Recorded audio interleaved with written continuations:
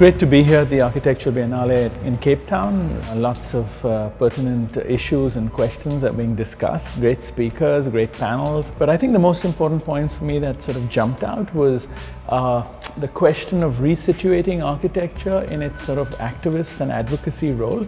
And I think going into the future, given the economy globally, that's going to be a really critical question. How architects begin to engage and self-initiate their own efforts to resituate themselves in society, to become more meaningful to society. And essentially, one could have taken the 240 square feet that was allocated as low-cost housing and lined it up as a row house. But I think in clustering it and creating these shapes and extending the space by making open-to-sky spaces which come at no cost, but become an additional room in that climate and in that culture, helped us expand the house to make it double its size, because we made a flat roof with a pavilion that they could colonize, so they could sleep there. So the house becomes twice its size just through that spatial arrangement, and therefore you also through the cluster create a sense of community, because then 3 families can work together to create another space, relate to each other. In many cities around the world, especially in the global south, where there have been extreme conditions of urbanism, either through in-migration or poverty that plays itself out in the city, which has resulted in the disempowerment of people in making their housing their own space in the city.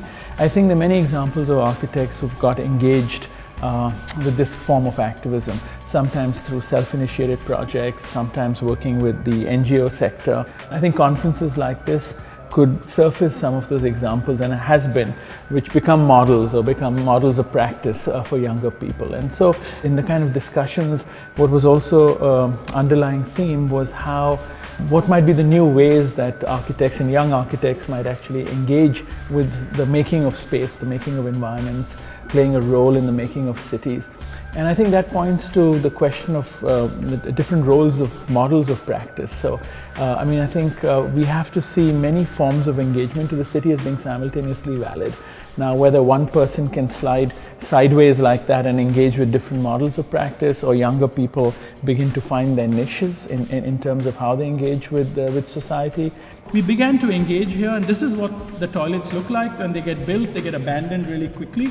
And so we came up with this idea of not only stacking the men and women's and the children so that they're safer, but also putting the caretaker's house on the top. So the lowest caste guy who cleans the toilets gets the penthouse in the slum. And to that we attach a community center.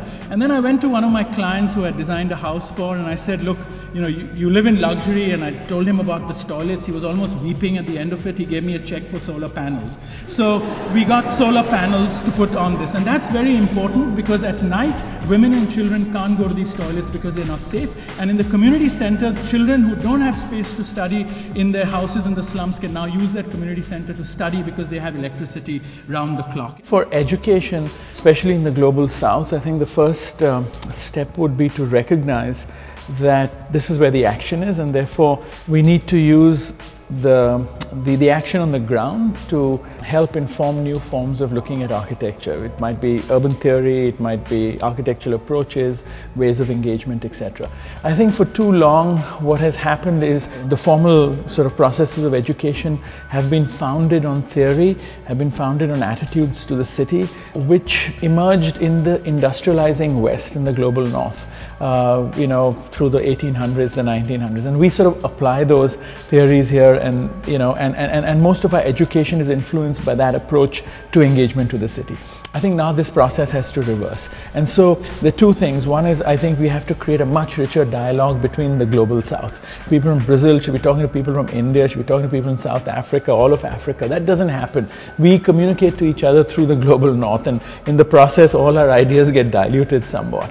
And the other is that within the global south we have to build a critical mass of academics, of theoreticians who can articulate this debate much more strongly. And then we build a new narrative, in a sense, that places our issues at the center stage. And so I think to make that visible for students is really critical. Our central concerns are how to make a relevant architecture for the place, how to address issues of climate, of material, of craftsmanship. How do you make buildings that are handmade and labor intensive but yet are competent and comfortable?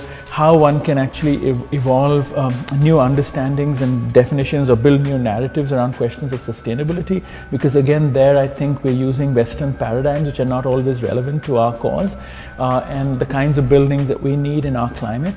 And so these are the kinds of concerns that we are sort of really engaged with. And also being a teacher, I try to sort of fold both my experiences into each other as much as I can.